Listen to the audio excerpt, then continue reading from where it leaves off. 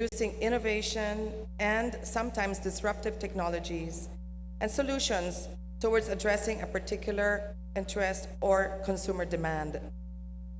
We started our APEC chairmanship this year with a vision to build a world where everyone has the opportunity to experience a life of prosperity. Guided by our theme, Resilient, Inclusive Growth, a Fair Deal for All, APEC wishes to send a message that what we do in APEC matters to all sizes of business, everyone from small to big. The work of APEC and ABAC have always focused on economic integration, basically removing barriers behind the border, at the border, and across the border, as well as liberalizing trade and investment in goods and services. Over the past 23 years, the progressive reduction of barriers to trade has led to the unprecedented expansion of economic growth and international trade and investment in the region, and has seen the biggest reduction of poverty in history. Despite these great benefits, however, there is a widening gap between those that have and those that have less. It is in this context that ABAC examined its agenda and set inclusive and sustainable growth as its means to give people at the bottom of the pyramid, as well as SMMEs and startups, the same opportunities and benefits. The ABAC MSMEs agendas include, firstly, bringing everyone, especially MSMEs and women, into the internet and digital economy. Secondly, enhancing participation of MSMEs in market-driven, technology-based economies through innovation. And thirdly, bringing more MSMEs into global value chains. What is hopeful is that the changing landscape of consumer expectations and tastes are requiring new products and services and innovation, and much more complex global supply chain, even delivery to the last mile. Urbanization and its risks and the desires for livable cities will also require new services. Harnessing innovation as a means to empower and globalize SMEs is one of the key priorities of the President, and also one that ABAC supports fully. In today's increasingly digital world, new technologies has provided opportunities for everyone. Today's event will serve as a culmination of our efforts this year to put SMEs at the center of our agenda. Through the speakers' stories of inspiration and success, we want to motivate entrepreneurs sitting in this room to embrace innovation and to find the courage to be revolutionary in every aspect of their business.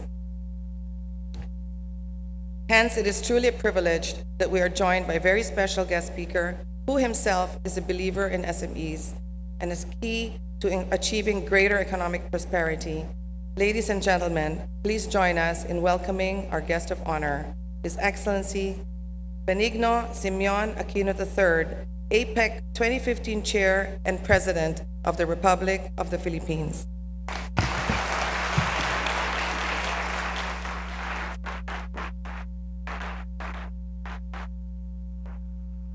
Thank you. Good morning. Please down. Secretary Cesar Purisima, Secretary Sonny Coloma, Senator Bam Aquino, Ms. Doris Magsaysayho, Mr. Jaime Augusto Subeldeala, delegates and representatives from APEC economies, friends from the business sector, fellow workers in government, honored guests, ladies and gentlemen, again, good morning. Every year, the leaders of the 21 member economies gather in a single place to chart the future of the Asia Pacific.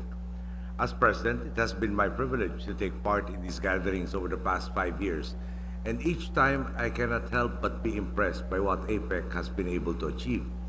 APEC is unique in that it does not produce binding commitments. This only means that we are not confined by certain limits. Leaders can think out of the box. Discussions can be more freewheeling.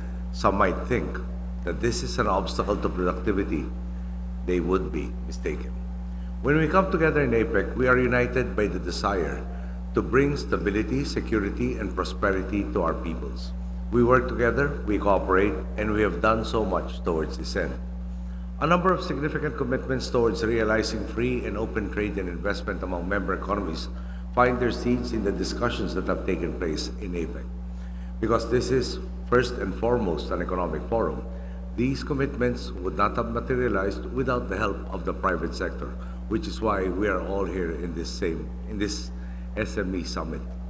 It is an acknowledgement that we will never be able to bring about transformation solely by revising policy or by working on the level of institutions.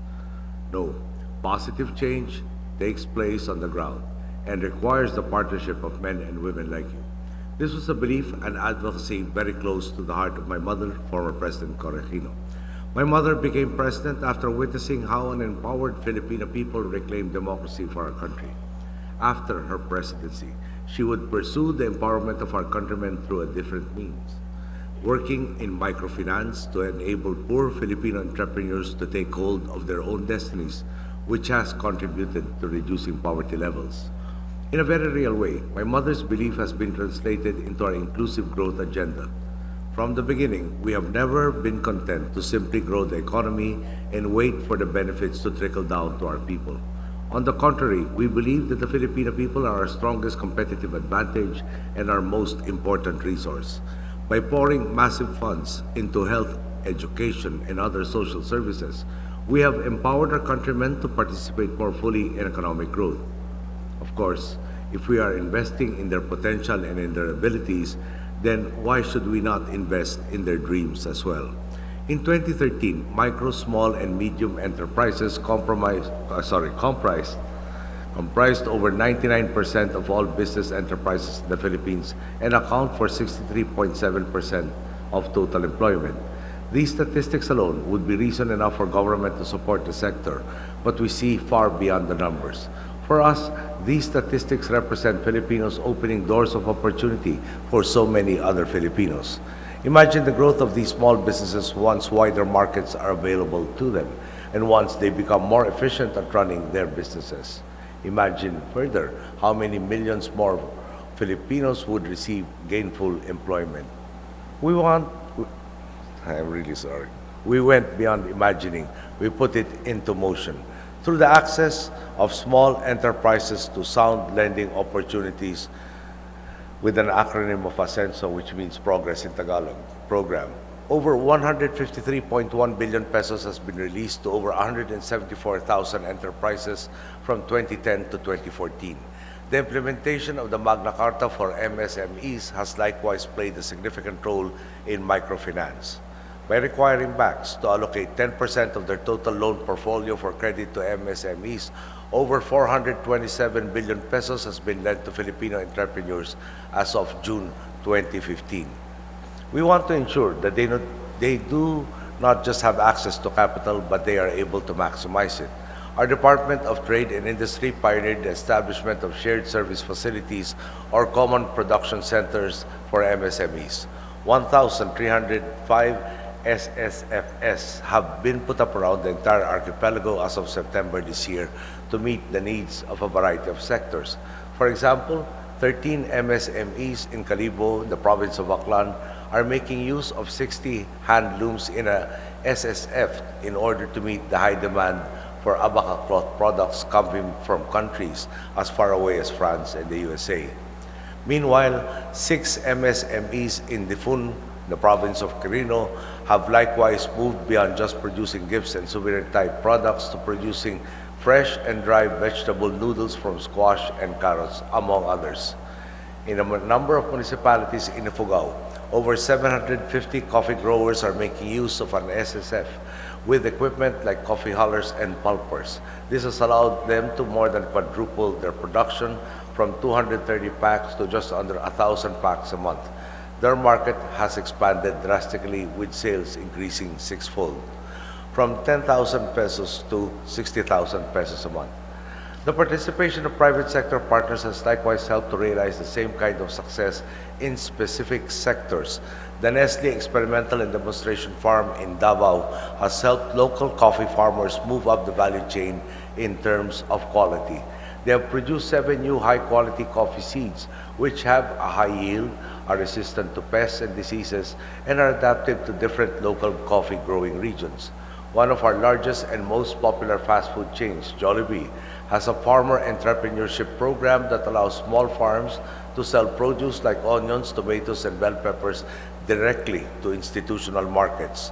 There is also the partnership that our Technical Educational and Skills Development Authority has with Coca-Cola in training women entrepreneurs who own and operate small stores called sari-sari stores, which are small neighborhood stores.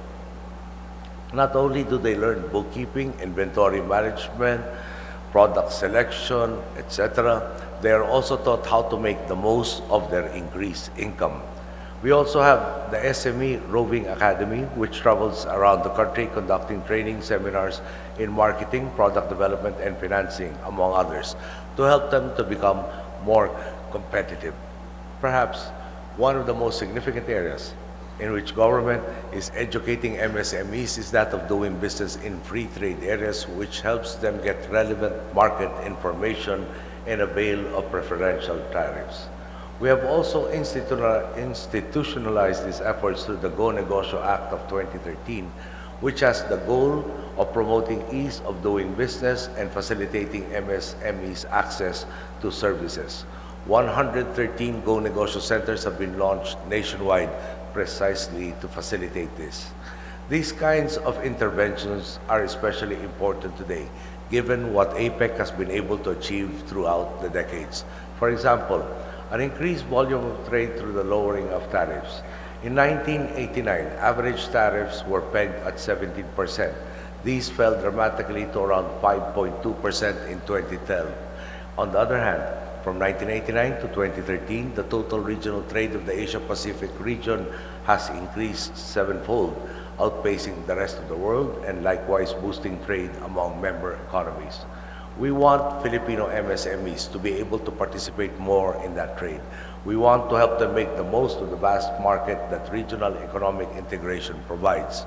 In fact, we want to achieve the same for all SMEs across APEC member economies. If MSMEs can be strong drivers of inclusive growth in the Philippines, we believe that the same is true for all of APEC. Just take a look at the numbers. SMEs account for over 97% of enterprises, generate more than 50% of employment, and account for up to 50% of GDP in the Asia-Pacific. That is why the Philippines has chosen to make fostering SMEs participation in regional and global markets a priority of APEC 2015. Initiatives already exist for the benefit of SMEs, namely the APEC Crisis Management Center, which assists them in coping with economic crises, and the APEC SME Innovation Center and the APEC Startup Accelerator Network, which promote entrepreneurship and innovation. Training in business continuity planning is likewise available to help SMEs minimize disruptions to their businesses in the event of calamities. These are well and good. At the same time, having seen how empowering our countrymen to succeed in their businesses leads to the creation of even more opportunities for other Filipinos, the Philippines is determined to lead efforts to spur the growth of APEC SMEs. Throughout the year of our hosting of APEC, we have broadened our scope and given intensified attention to innovation, entrepreneurial development, business resiliency, finance, and capacity building for MSMEs. Significant commitments have been made through the Boracay Action Agenda to globalize MSMEs, which will focus on priority actions in trade facilitation, trade finance, e-commerce, and institutional support to help MSMEs go global. The Iloilo Initiative likewise puts MSMEs front and center by promoting dialogue among MSMEs, large businesses, and policymakers, and promoting MSMEs' participations in global value chains and international trade, among others. The Philippines has also proposed the establishment of an APEC Trade Repository, which is envisioned to be an online reference on the trade and tariff regimes of APEC member economies, which would be an invaluable resource to MSMEs and other businesses. Today's SME Summit is another excellent example of the way we are working together to realize the vast potential of your sector. Taking innovation as a central theme, the speakers you will be hearing today are a testament to the fact that the best ideas and the most innovative solutions to the problems we face may come from the smallest enterprises, from non-profit institutions, and even, hopefully, from government. This is the basic principle that underscores the inclusive growth agenda of our administration, one we have sought to uphold in our hosting of APEC, that whether we live in the Philippines, Korea, Papua New Guinea, Mexico, Russia, or any other member economy, each and every citizen has a paramount contribution to progress. Each and everyone has the capacity to bring about positive change. And whether we lead governments or businesses, when we work hard to ensure that every person is empowered to realize that inherent capacity, we are creating drivers of growth. We are enabling partners who will work with us towards realizing the stability, security, and prosperity to which we all aspire. Thank you, and may you have a productive and meaningful summit.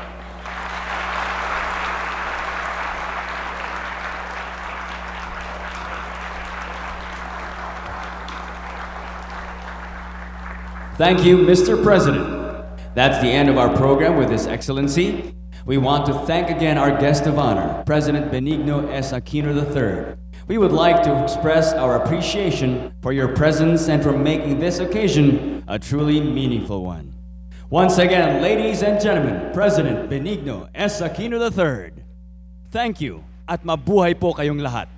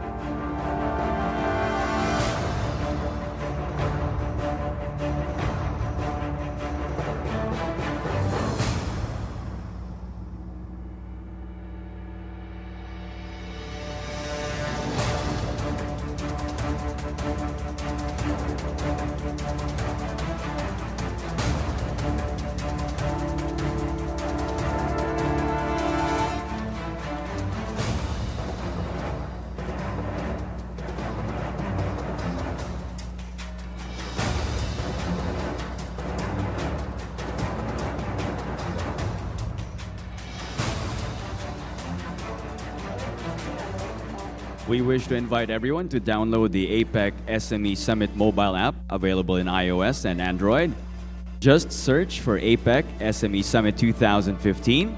Download the free app to access the conference program, profiles of our speakers and innovation exhibitors, exchange virtual business cards with them, as well as track the schedule of the featured exhibitors' talks happening simultaneously at the atrium level this afternoon.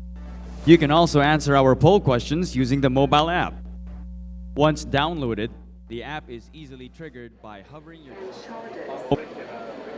These allow me to move fluidly like a human. I contain the DNA of Toshiba's founder, Hisashige Tanaka, who aspired to bring awe and wonder to people. My goal is to achieve truly inspirational communication. Communications that merge facial expressions, gestures, and a sense of presence without relying on words or letters. I can show my feelings, such as irritation or sadness. I can cry, and I can smile. Look how expressive I am. In the future, I hope to take up the challenge of a wide assortment of jobs. Perhaps a multilingual receptionist, counselor, newscaster, cheerleader, entertainer, or many others. I will be very happy if people communicating with me feel comfortable. Thank you for your attention. Enjoy this podcast. See you again. Another robot here that can lift heavy weights. I don't know if you've ever seen this before.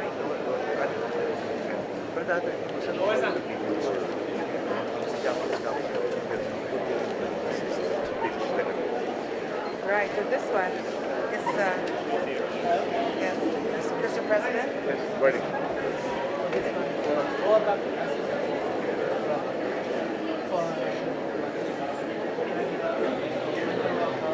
Put it on your phone.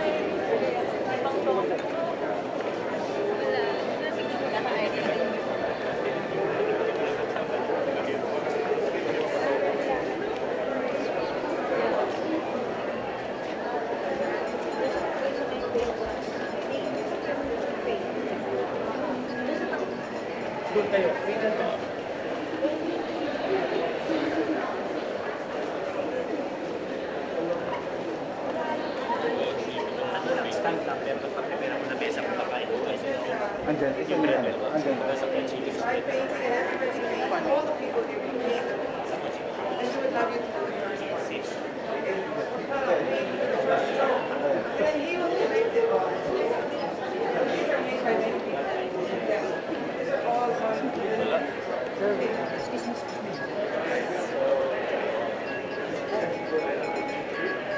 Jack, dito. So, yung painting mo sir, maano. Sir,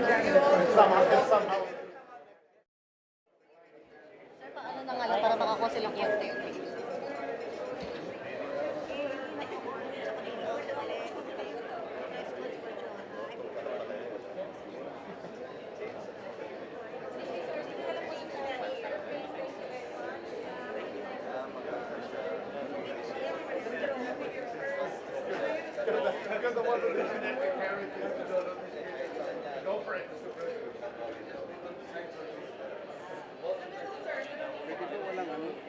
No flash, please. No flash.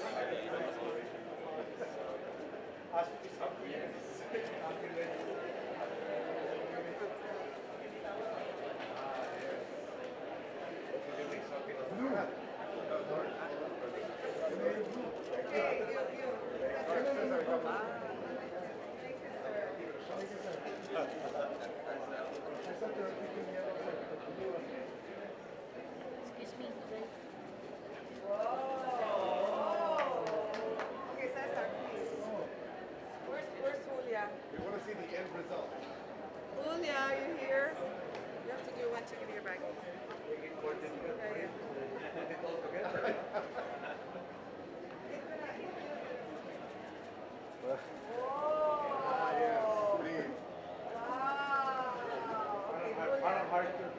He's thinking of his children, sir. Too much, sir.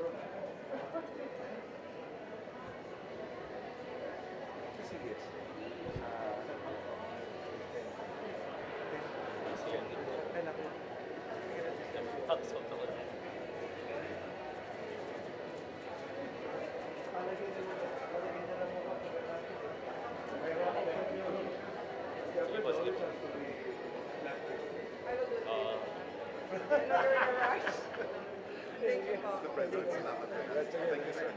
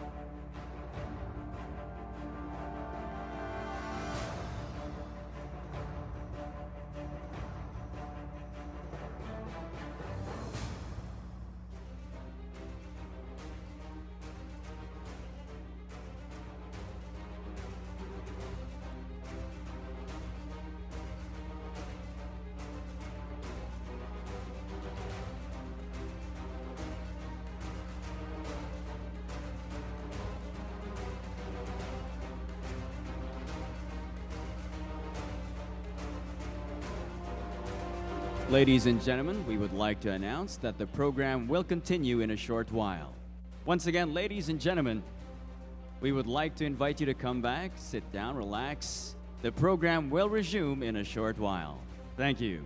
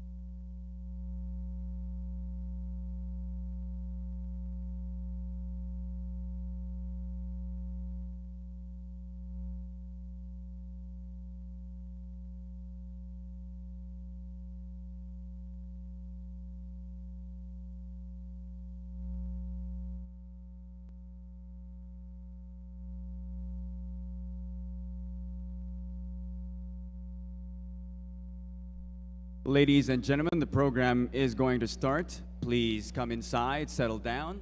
Ladies and gentlemen, the program is going to start. Please come inside, settle down. Thank you very much.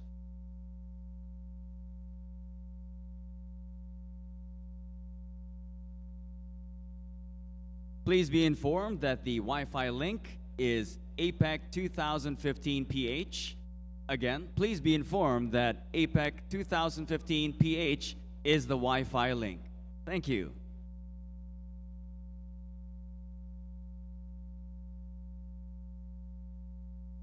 Or you may access APEC 2015. Once again, the Wi-Fi links are APEC 2015 PH and APEC 2015. Thank you.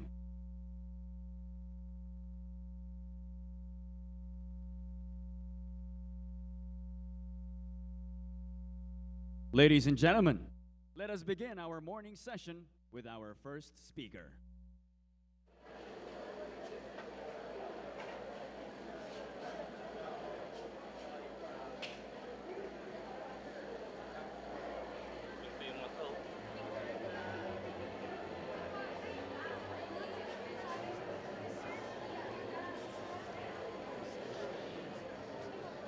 Organizations work throughout the U.S. and Asia in arts and culture, policy and business, and education. Named the world's 30th most powerful woman by Forbes magazine in 2011, she has served as Vice Chair of the World Economic Forum, as well as Executive Director of the United Nations World Food Program, or WFP, the world's largest humanitarian organization with 13,000 employees in over 70 countries, managing an annual budget of over $3 billion, $1 million alone earmarked for Asia. Confronting world hunger and promoting economic empowerment on a global scale is high on Schiran's agenda. The University of Colorado graduate was also U.S. Undersecretary of State for Economic, Business, and Agricultural Affairs. She is well-versed in high-level diplomacy on a global scale.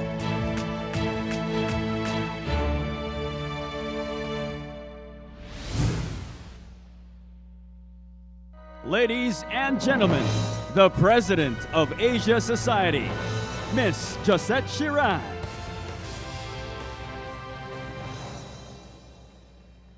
Good morning, everyone. I'm so happy to be here in Manila during this APEC Summit, and already everyone is so impressed by the hospitality, warmth, and efficiency of the welcome of the Philippines, so thank you very much. I'm also so excited to be here. This is the first time that the SME Summit in APEC is brought right to the core, and I want to thank Doris Ho and the leaders of APEC for really making that happen. I think it's so important. Where better but in the Philippines, where 99% of businesses are small and medium enterprises or micro enterprises. And where better than in the Philippines, where 65% of jobs come from SMEs. This is true throughout APEC, where you see from Vietnam to Malaysia to China, the SMEs really that engine of growth for not only APEC, but for the world. So one of the first things that I'd like to do in introducing the megatrends is give you a definition of a megatrend. So this is a profound and long-lasting social and economic change that is spurred by factors such as technology breakthroughs, shifts in geopolitical power, or in altering demographics. And so these are waves to be ridden, and hence this either to be swept away by or to be ridden. And so I think it's really appropriate that we identify a few of these big mega trends that are influencing the future of small and medium enterprises and of global business and progress. The first I'd like to talk about is the rise of connectivity. Let's just talk about the smartphone alone. It's the fastest selling gadget in all of human history. It's the core technology of the developing world. Half of the adults in the world today own a smartphone. And in the past 4 minutes, since we started this session, 10,000 new smartphones have been shipped. This is a quote from 1899. This was the head of the patent office in the United States. And he said, maybe we don't need to exist because everything that's going to ever be invented's already been invented. Do you think he was accurate?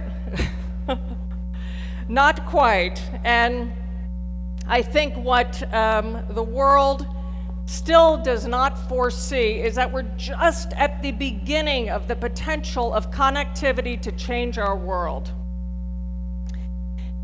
The next Alibabas, the next Ubers are being born right now today in the Philippines, in nations around the world, solving problems for everyday life.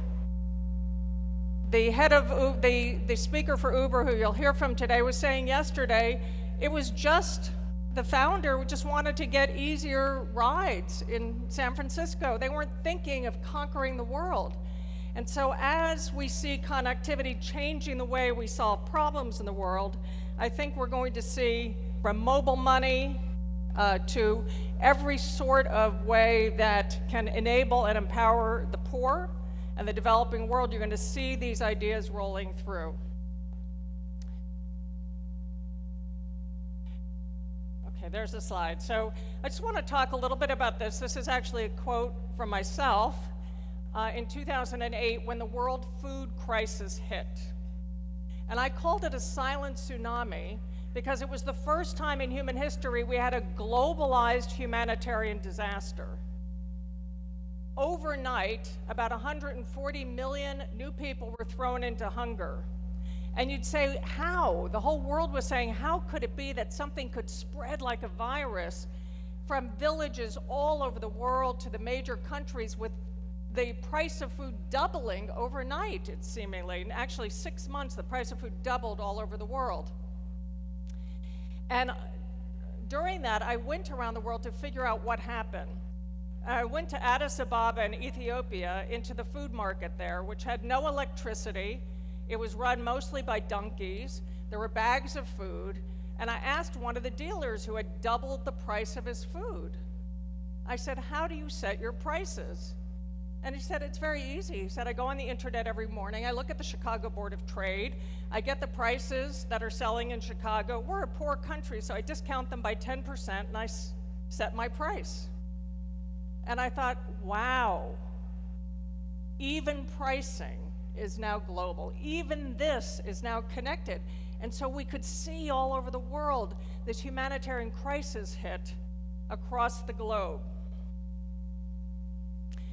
What we're seeing at the base level are solutions that are spreading virally, and this one is in northern Cameroon. And in northern Cameroon, there was always cycles of hunger. The harvest would come, people would eat, and then they wouldn't be able to eat because the rains would come and there was no place to store food. And on this one, we had proposed putting in food banks, where the whole village would put food after the harvest and then could eat all year. And the people of the village said, well, no one will trust each other. And if you ever have a problem, go to the women to find the solution. So we gathered the women of the village and we said, what can we do? We have the solution. It's affordable. It can happen.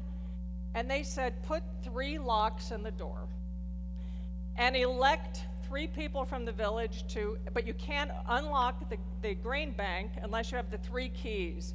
This 3-key solution has spread throughout northern Cameroon to end cycles of hunger there. And there's a happy filled grain bank. But I love these solutions that are growing up. This is Haiti during the earthquake in January 2010. I was there. There were 2 million people without food. I was living in a tent trying to run these operations. It was the first time I tweeted as a public official, and there weren't, in those days, 2010 isn't long ago, there were no public officials that I knew on Twitter. But my phone didn't work, and so I was sleeping and the ground was shaking all night, and then all of a sudden this rooster woke me up and I was so annoyed. And I said, dawn breaks over Port-au-Prince, the rooster crows. Doesn't he know what's happened here? And I just tweeted that. and I wasn't really thinking about it. And by the time I got up, I had information from people who were trapped in buildings saying, we need help. We have an orphanage, the children aren't getting food. And I remember staring at my BlackBerry then and saying, oh my goodness, technology can connect us in disasters. It can let people talk to people. We don't have to have official surveys and wait for things. We can get this information. And I remember then sitting in that broken, that's the presidential palace, by the way, in Port-au-Prince, thinking, I'm feeling another world shake. And today, crisis mapping by citizens in the world is a very powerful force. In Kenya, a group named Ushahidi, which means testimony in Swahili, if you go and you look them up, you'll be so inspired. It was young people with nothing, started to create a map where people who were victims of violence could register. And this created a public testimony to what was happening to them. This technology now has gone global. And so when the earthquake hit in Kathmandu in Nepal just a few months ago, they used that same mapping capacity for hospitals and schools to register the amount of damage and where people could go to get help. And so I love the fact that Nepal learned from Nairobi. It doesn't all go back to Silicon Valley. It doesn't all go back to these big centers of technology now. And in fact, I see the leaders of technology, the US, being wowed by what's happening out there in the front lines of the world. I want to talk now about another mega trend that I call the rise of self-empowerment. And in fact, in 1982, the originator of the Megatrends book, a very famous man, identified self-help as a new megatrend, that people could now do research on their own, diagnose themselves, try to manage their illnesses. They could do their own research. The internet wasn't quite accessible then, but this is way beyond that. This is individuals saying, I'm going to take matters in my own hand. This is the disappearance of gatekeepers, the disappearance of barriers to entry. And so you see individuals taking on problems that everyone said, oh, it can't be easier. You can't fill out a government form easier. You can't solve this problem easy. And individuals saying, oh, yes, you can. And they're starting to teach government and power structures what can happen. It's also driven by discontent. As everyone has access to the internet, maybe they were told for many years, you know, this is the way it is. And they go on the internet, they're like, this is not the way it is, or this isn't the way it could be. And so that discontent, you see people taking hold and creating new solutions that fit the local situation. And so that rise of self-empowerment. I just want to talk about a few amazing individuals here. And what strikes me in these examples is that these young people are really young. So this young man, when he was 15, someone in his family got pancreatic cancer and died, and he was very upset to learn there wasn't a diagnostic test. So at 15, he created one. He's like, what the heck? I'm gonna solve this, and this is now under patentees at Stanford University, or patent pending, and it's something like 400 times better than anything that existed before as a test. His name is Jack Andronka. I want to talk about the lucky iron fish here. This was a young student in Canada who said, so many women in the world are dying from anemia, and so many kids in childbirth are dying from anemia. He came to see me at the World Food Program. He said, I want to end anemia. I said, I'm used to young people coming and saying, I'm going to solve this big problem. And I said, well, there's only thousands of people trying to solve this problem. It's very expensive, very hard to deal with. The pills that you can get through the United Nations cost something like $90 per person. So he figured out that if you created this little iron fish and put it in a rice pot, it gives exactly the right amount of iron for a family. and it ends the epidemic of anemia. It costs $5, it lasts 5 years, and after 5 years, a little smile disappears. This is now in 66 countries. And so the lucky ironfish, if you go online, you'll see about this. And the last one I want to talk about actually is powered up here in the Philippines. These are called Leaders of Light. And what the woman in her home is looking at is a plastic bottle. A man named Ilac Diaz has helped spread this throughout the world. And it's a discarded soda bottle with some bleach in it and some water, and it takes the sunlight and refracts it. It has zero carbon footprint. It recycles. It's kind of a win-win-win-win-win technology, and they hope by the end of this year to have reached 1 million homes with it. So these stories really inspire me. Doris wants us to be inspired today, but what this tells me is that individuals can now really be a force, not just locally as they always could in human history, and not just if they're big, but even at small scale can create things that inspire the world. I just have to touch on the rise of cities here because this is a true phenomenon, a true mega trend. There's some implications that are very important, but what we know is that between 2010 and 2025, 440 cities in the world will generate half of global GDP growth. And most of these are cities, or many of them, that most people have not heard of. Who's heard of Surat, Foshan, Puerto Alegre?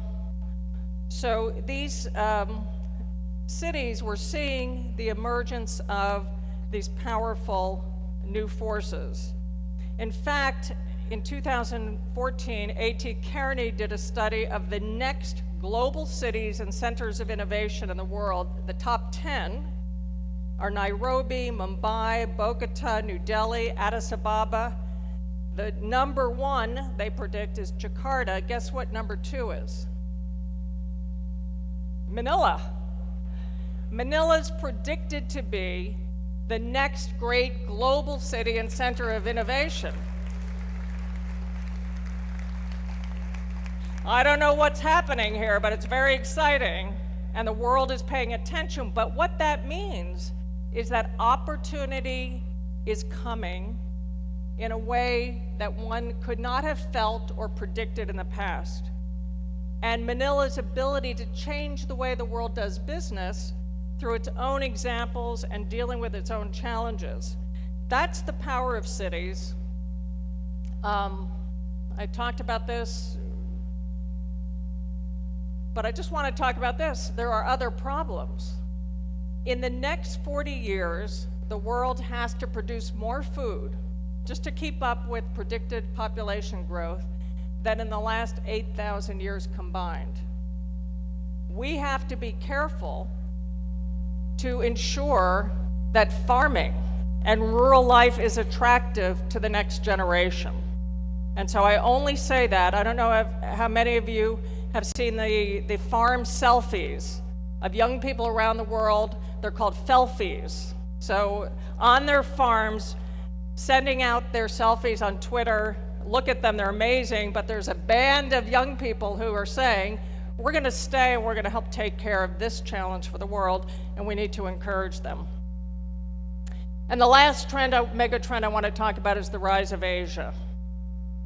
So in 1960, when Asia Society was started by John D. Rockefeller III, Rockefellers have always cared deeply about Asia. The first contribution a Rockefeller made to Asia was in 1864. He was a very poor man, and he would send half of his salary to help poor kids in China. And even in 1960, and even later, Asia accounted for most of the global poor and hungry, and really was viewed as a place of great poverty and conflict. Of course, we're seeing a very different story now. Is that Asia rising? I'm feeling it. And so today, Asia accounts for 42% of global R&D, half the world's economic output, and by 2030, Asia will overtake Europe and North America in combined global power based on GDP, population, military spending, and technological investment. So instead of being, as it was in 1990, half of the global poor, now 12% of the global poor. In fact, Asia has lifted more people out of poverty in the past 3 decades than all of human history combined. I want to talk about this because the world does not yet fully see the brilliance of Asia.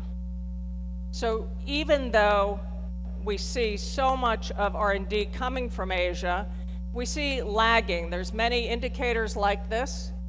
And so our challenge at Asia Society, we've created the Asia Global Game Changers Awards at the United Nations to recognize the emerging brilliance of Asia so the world can pay attention.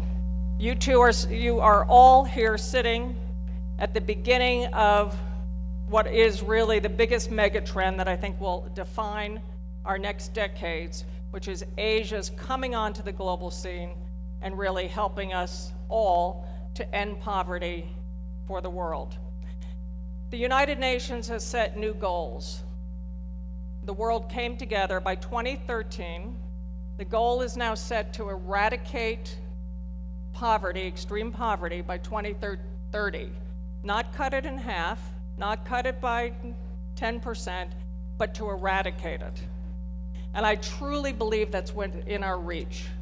And so while we see technology being used for truly evil purposes, such as the spread of ISIS or the attacks that we saw in Paris, and I know we all stand with the people of Paris, we also see the potential for technology to transform our world, and for each of you to play your part in creating a world with peace and prosperity and using technology to power up human hope and ambition. Thank you. Thank you. Thank you very much, Ms. Schiran. May we request for you to stay for our Q&A portion. Ladies and gentlemen, we will now have a short Q&A portion. The ushers have microphones and they are roving. Please feel free to approach any one of the ushers with a microphone for your questions. Any takers? Does she intimidate everybody?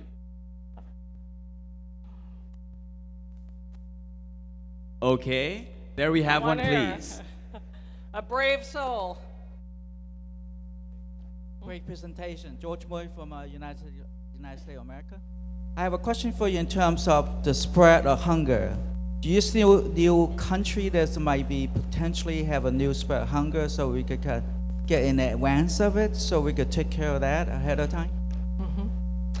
So the question is, can we get ahead of hunger? And this is a really important question because I will say hunger is one problem that we're all in together. As we saw in 2008, really that got started with a drought in Australia and a few other factors, and global food supply is so tight that if something happens, it can affect everybody. In 2008, we were really on the brink in the world. In 2008, there were whole nations that could not place an order for food. That's the first time people could remember that happening. And so the resiliency systems in the world were severely lacking at the time. Most nations only have food for 6 to 9 to 10 weeks. And so if there's a real disruption in systems, we have to be careful. So I will just say that the type of hunger linked to abject poverty, we're seeing the proportion being cut in half. But the total number of people who are vulnerable doesn't change or keeps growing. And so I think the challenge for the world is this is something that world leaders have to take first on their priority list, is how do we build the resiliency system so no nation is left alone? And in fact, what we saw in 2008 is the most vulnerable, the poorest nations, the ones cut out. Rich nations could put as much cash as the cost would go to. So we have not solved the problem. We have to get serious about it, and we have to figure out how to tackle that. Because in a way, we could end poverty and still see one storm or one epidemic close ports and really be vulnerable to hunger. There must be, and I'm going to make a young woman ask a question here. I'll call on someone too. Good morning. We are honored that you're here. I'm Ernie Ordonez, chair of Alianza Agricultura. Sounds communist, but it's not. We have 42 federations that covers all the sector. I'm so glad you talked about agriculture, because sometimes APEC perhaps does not give enough attention, but with Doris So here, we're giving it attention. Here's my question. To do food, you have to be profitable. To be profitable, many people, especially in my country, cannot get credit because of the tight, traditional banking guideline. Do you know of a system in the world, or perhaps the idea of having a world lending food fund that can break this problem of access to credit? I'd like to know that, because we Philippines want to do that. For example, the Land Bank gives only 12% of its 300 billion to small farmers in fish Right. flow. So I'd like to know what you can teach us, because in APEC, we want to share best practices, and you're the queen of best practices. I like that title. He's exactly right. And this is a very big problem. Agriculture is so risky, it's so vulnerable to so many factors out of a farmer's control that no one wants to give credit to farmers. No one wants to give them a loan. This group of people that we all rely on is the most vulnerable, left out of support systems in the world, and underappreciated. And it's true, they have to make a profit.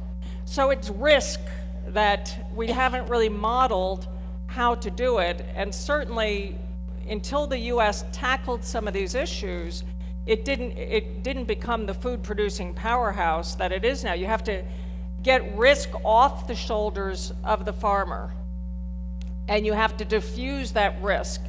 The problem is systems in the US or the EU are way too expensive. No country can afford to reproduce the kind of subsidies and systems that you have. And so what we've been experimenting with is looking at new ways to mitigate that risk, such as in Africa, through warehouse receipts, through special methods to ensure a price at the end, because that's the real risk, right, is that farmers are very worried. I'll just end with something that won't comfort you, but underscores the core challenge here. When I took over at the World Food Program, we buy food in about 80 nations. We used to change our predictions about the price of food and our budgeting every 2 years, because food basically was getting less and less expensive on a very steady, slow scale. In June of 2007 to 2008, 6 months later, January, the price of food doubled.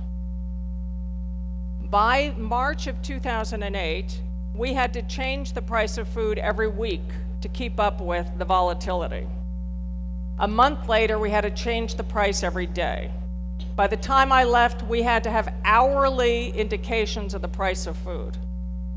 What that means is the poor farmer doesn't have a clue if his investment in the seeds and the fertilizer and the equipment is going to pay off at the end, because he doesn't know how much he's going to be paid for her, because most of the farmers in the world are women, his or her food.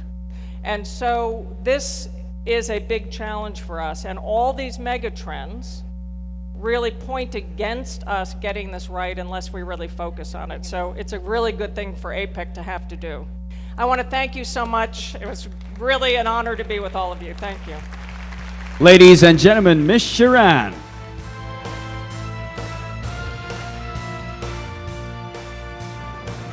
We'd like to remind our guests to download the APEC SME Summit 2015 event app and participate in the poll questions. The first question for today, the first poll question is, do you believe that big data will be the primary driver of future business trends? Again, that first poll question for today is, do you believe that big data will be the primary driver of future business trends? Link up to our Wi-Fi, APEC 2015 PH and APEC 2015. Download the app and join our poll. Join the conversation.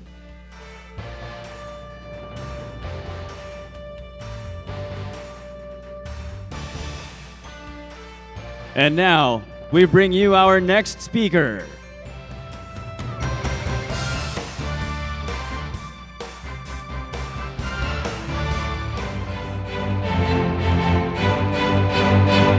Daring to do things differently is David Pluff's trademark. He authored a book on the Obama campaign, The Audacity to Win, the inside story and lessons of Barack Obama's historic victory. His role as campaign manager for the Obama-Biden ticket was recognized when he won an award at the Cannes International Advertising Festival in 2009. He was also named one of Newsweek's New Thought Leaders and one of the 25 smartest people of the decade by the Daily Beast. In 2012, GQ ranked him the third most powerful person in Washington. In 2014, he left his job as senior advisor to the president to join Uber, applying his gifts for strategic and innovative thinking to become senior vice president of policy and strategy. Today, he sits as chief advisor of the disruptive ride-sharing company and sits on its board of directors.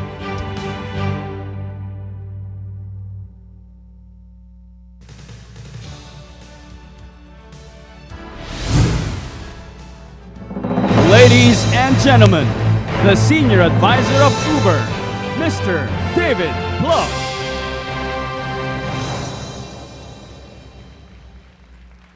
Well, good morning, everyone. It's great to be here at the SME Summit and here in Manila. And I'm going to talk a little bit about the sharing economy. I think there's a question we see in the United States and around the world. People are asking, is the sharing economy a problem that needs to be managed or an opportunity that needs to be seized? And now I'm going to speak a lot about Uber because obviously we have insights into their data in terms of the marketplace that we're seeing, but I think a lot of my observations, in my view anyway, would also be relevant for other sharing economy companies. So what's fascinating about this question is if you think about where we were 5 years ago. So there's Uber 2010. Uber had just started. Many of the sharing economy companies were not even started yet. They were just an idea. So there's a blue dot, it's hard to see, but the only place we operated was in San Francisco. And the founders of Uber, they didn't have any grand ambition. They just thought maybe we can make it easier for our friends to get a ride. For those of you that haven't used Uber, it's an app. You press a button and a car shows up in 3, 4, 5 minutes and takes you where you're going to go. So seamless and gives you really peace of mind in transportation. Now, just 5 years later, Uber is in over 64 countries, in over 360 cities. What's fascinating about being here in the Philippines, and I'm so excited to be here for a lot of reasons, but one is the Philippines were the very first country in the entire world to pass new regulations embracing ride sharing. And the Philippines leadership here is being recognized all over the world. So when we talk to governments all over the world, they want to ask, how did the Philippines move forward? Why did they do it? And I think the reason that Secretary Abaya and his team moved forward is they understood the benefits. So that's how many cities and countries we're in. So if you look at, when you think about Uber, and this again would go for a lot of different companies, what are the words you think about?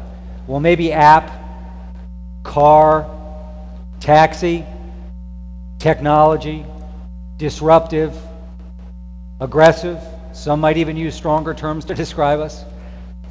But I think a lot of times the focus isn't on what happens when the sharing economy really begins to scale, when the marketplace becomes revealed. And there's a lot of positive benefits that come from that. And it's important for me to state that the company wasn't started, again, with grand ambition. And we are a business, we're not a nonprofit. but I'm going to talk about some of the benefits that we see. So here's Manila. All of you familiar with this? I spent quite a amount of time in this traffic this morning. So not to pick on Manila, this is the case in most cities around the world. We have epic congestion. We all spend the equivalent of 2 days of our lives every year stuck in traffic. The productivity loss from that is epic.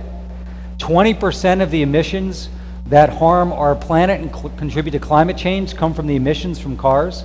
So, and it's only going to get worse. Young people in particular want to live in cities at a rate we've never seen before. So they're coming in epic numbers. Most cities don't have the ability to build huge new public transportation lines, even to add new freeways or roads. So something has to give. We have to see people change their behavior around transportation if we are going to make scenes like this become more tolerable. So one thing we're really excited about at Uber, and some of our competitors are also doing products like this, is something called Uber Pool. I apologize, everything is Uber something, right? Uber X, Uber Black, Uber Pool. So we started talking about carpooling on scale as a global community in 1973 during the first OPEC oil crisis. So this is something every city planner, transportation planner is focused on. If we could get more people sharing rides and less people driving themselves, the average car in the world, for every car, there's 1.2 people in it. So almost every trip is somebody sitting alone. How could we change that? So the concept behind Uber Pool is, rather than me ordering an Uber, getting in the back seat of the car, and going to my destination alone, I can choose to share the ride. So if someone else is going in roughly the same destination, and this is important because it can't be inconvenient for people, it's still got to be a great consumer experience, we can opt to share the ride together. That means the ride is less expensive, which means Uber and car sharing becomes more available to more people, including lower income people. But it also means we're going to change behavior, and you're going to have less congestion, less emissions as people change this. Now, we didn't know if this would work. We now have this in several Chinese cities, in Bangalore, in Paris, and in several US cities, and we're anxious to bring it to Manila when we can. But almost 50% of the people who use Uber in our home city of San Francisco carpool. 30% of the people in Los Angeles who use Uber, so that's 700,000 unique people in Los Angeles, carpool. You're beginning to see behavior change. Connected to that is people giving up personal car ownership and usage. So that's the other side of the equation here. How can we get people to use their car less, or ideally, never buy one in the first place if they live in a city? So in the United States, which are our most mature markets, 10% of people under 30 have given up a car already. They've decided. Now, some of them are using Uber and our competitor as the main way they get around, but most aren't.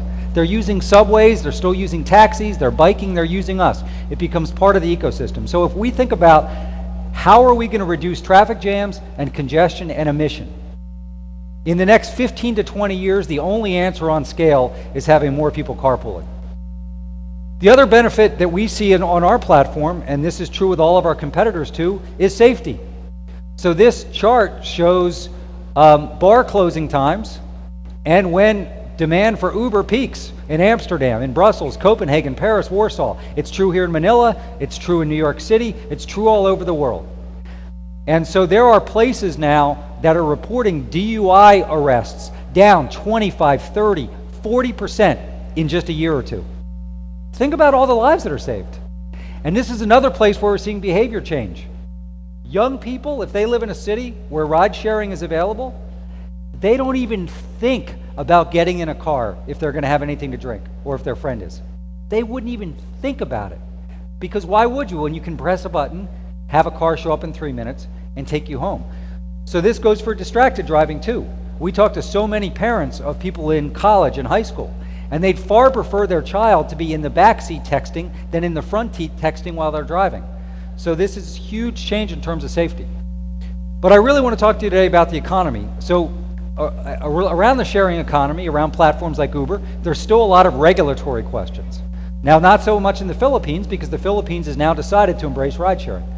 But we're seeing the debate now move beyond the core regulatory question of, well, how does a service like Uber fit in with taxi? Should it be embraced or not? to, okay, I think people think that ultimately this is going to be an eventuality, but is it good for the economy? How does it fit into the so-called debate about the future of work? So, here is the unemployment rate. Now, I'm just going to talk about the United States, but this is similar in most places around the world. So obviously in 2008 and 2009, we had a global recession. In the United States, it was the second worst economic event in our country's history. I ran President Obama's 2008 campaign. When he became president and took the oath of office, the unemployment rate was 10%. Miraculously, it's gone down to 5%. That's good. But what hasn't really changed, and this is true in Manila, it's even true in China with their growth, it's true in Russia, it's true in Australia, it's true in the United States and all throughout Europe. Wages are stagnant. So people feel more secure with their job. They say, I don't fear that I'm going to lose my job tomorrow, but I'm not making enough money. And real family income has declined. So, I've probably consumed as much political research over the last 10 years as anyone on the planet, which is kind of a sad thing. But good political research and good business research is not about politics or about business. It's about how people are living their lives and really understanding their hopes, their aspirations, their challenges. And when you talk to people around the world about their lives, universally and almost unequivocally, they have two observations. They say, I don't have enough time and I don't have enough money. And those two things are very closely connected. And that's where platforms like ours come in. So on scale, as of today, we have over 1 million active drivers. Think about that. The company did not exist 5 years ago. Over 80% of those are in APEC economy. So I think it's important to understand, a lot of times when you hear commentary about the sharing economy, where it's Uber, another company, there's a sense that these are kind of niche services. They're used by the tech forward, people in this crowd, but maybe the rest of the population doesn't quite understand it. But what you're seeing is on scale. So in the United States, there's 400,000 drivers. 400,000 people getting income. There's nothing else like it in our private sector over the last 2 years that's created that kind of economic activity. It's important also to understand how people are using the platforms. Oftentimes the debate around Uber, and again, I'm going to talk about Uber because that's what I have access to, okay? But this goes for all the other platforms. But in our case, and this is true for Grab Taxi here as well, people look at the debate very narrowly as if, okay, we have a taxi market. And there's this many people taking taxi trips, and this many people who are taxi drivers. So the sharing economy platforms like Uber now there's going to be a competition for that market. We're not interested in that debate at all. That's not what's going on. The market for people who are using for-hire vehicle transportation is exploding all over the world. It turns out there's a lot more people than anyone realized looking for a different way to get around their city. And it turns out there's a lot more people than anybody realized who are willing to drive them around the city. Driving is something pretty much all of us can do. Yet the old regulatory system basically prevented that opportunity for people. It also forced people into car ownership because there weren't enough taxis and other vehicles around to give you the opportunity not to own a car or two. So the way people are using these platforms is not as they have decided, in our case, to become an Uber driver partner for the rest of their life. They're doing it for a period of time that works for them. It could be 3 years, it could be 3 months. In some cases, we even see around the holidays, people drive on the platform to make money to pay for all their holiday expenses. And then they stop driving. The power of that cannot be overstated. They decide when to work or not. But half of our drivers drive less than 10 hours a week. In this region, it's 47%. In China, it's almost 70%. So the way people are using these platforms is to say, I have a job and an income. My spouse may too.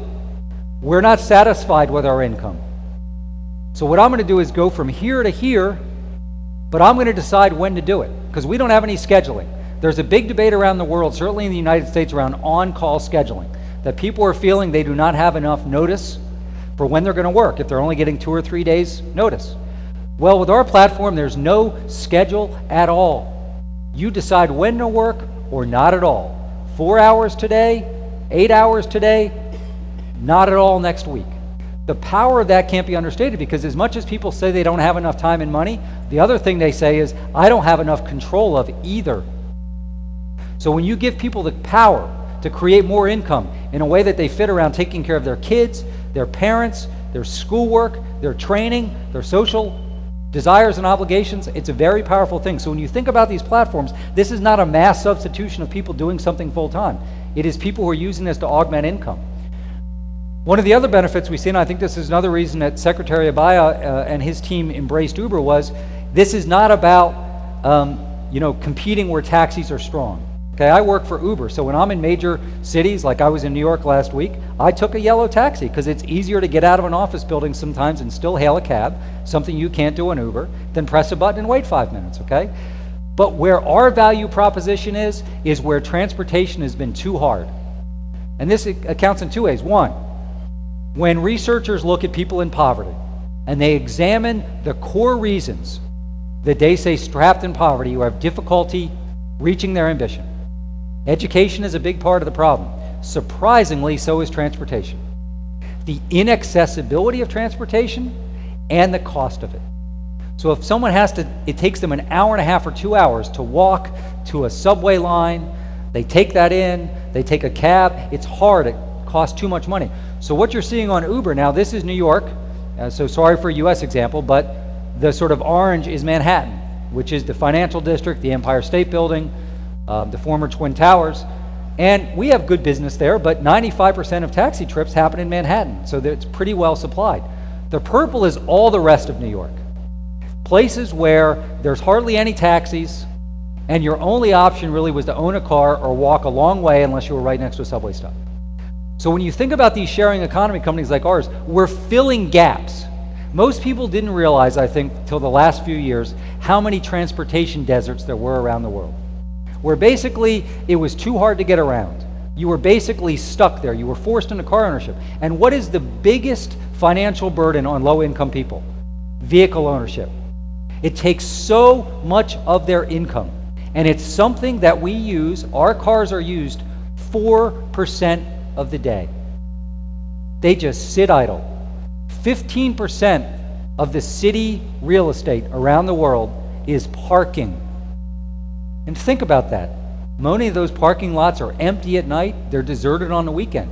If we can have more people getting around without personal car ownership, you might be able to reclaim some of that time. So this is Chicago, where I put this up here because this is President Obama's hometown. Over half our trips in Chicago begin in underserved areas. And this is true in Manila, it's true in Chengdu, China. You see that basically the demand is there. And the power of this, there has been an inequality in transportation for as long as we've been doing transportation. Not anymore. You press a button in a poor part of a city or a suburban part of the city, and a driver comes in 3 to 5 minutes. You do that in a wealthy part of the city where it's always been easy to get around, it's 3 to 5 minutes.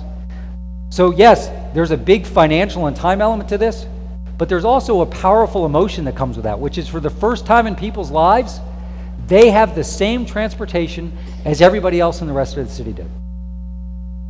So when you talk to our driver partners about why they drive on the platform, and again, I think you would find this consistent with other sharing economy platforms, 87% is to be my own boss and set my own schedule.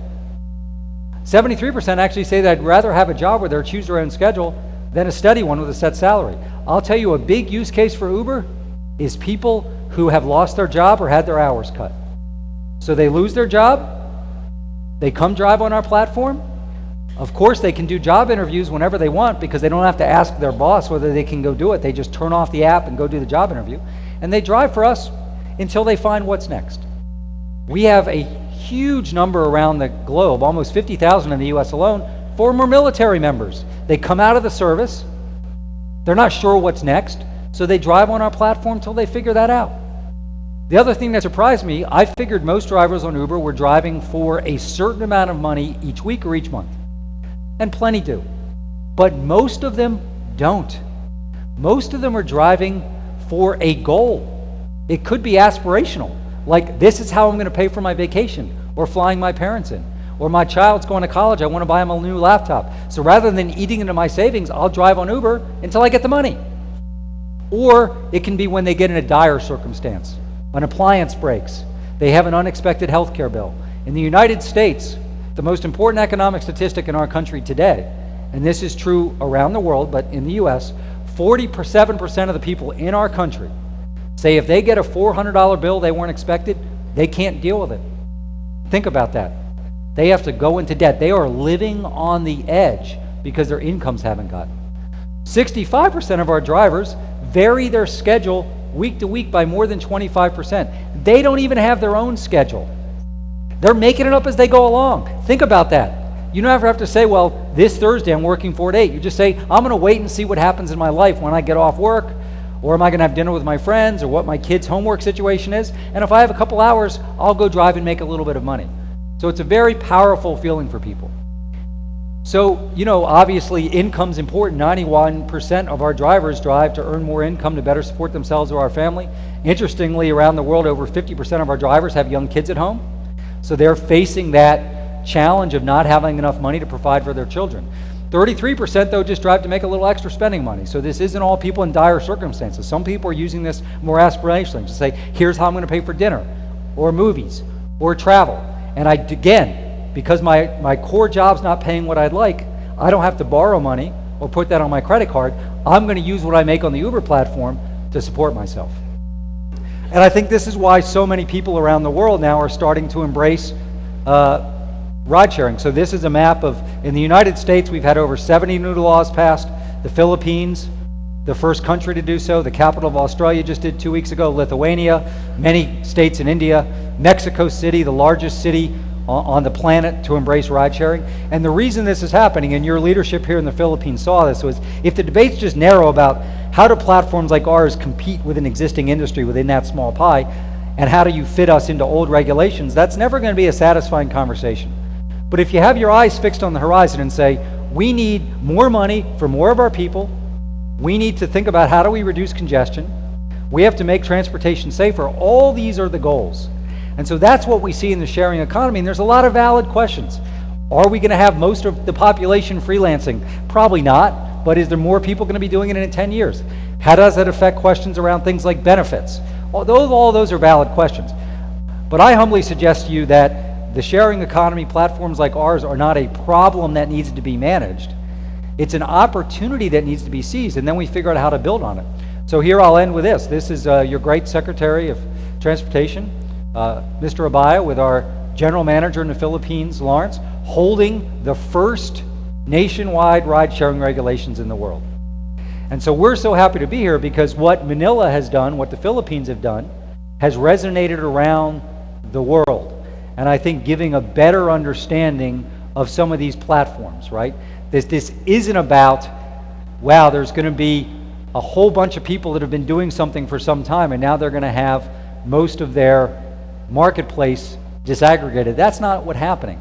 The truth is, for all of us who are enabling transportation, we're a tech company that provides that on the ground, there's opportunity, because if more people decide not to buy cars, if more people decide to leave their car at home, then anybody that's involved in moving people around, whether it's public transportation, taxis, pedicabs, right, platforms like Uber, are going to benefit from that. And the key thing we look at it from a reliability standpoint is we want to make sure that that ride's there in 3 minutes, because you will not give up your car if there's ever uncertainty about whether the car will be there. So our standard is we want to make Uber here in Manila and elsewhere as quick and as easy as going to picking up your keys, walking outside, and starting your car.